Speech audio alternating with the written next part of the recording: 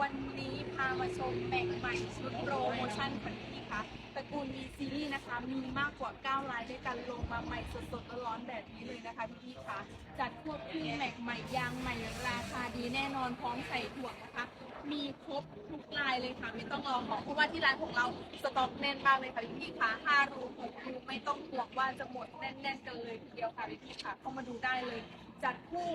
พร้อมกับยางใหม่นะคะมีตั้งแต่ขอบ15 16 17 18 20นะคะพี่ๆสามารถเข้ามาเลือกได้เลยที่หน้าร้านนะคะจัดให้เต็มๆสต็อกแบบนี้นะคะพี่ๆค่ะเรามาดูชุดนี้กันนะคะลูกค้ามาจัดแม็กใหม่ยางใหม่ชุดโปรโมชั่นนี้นะคะขอบ15ราคา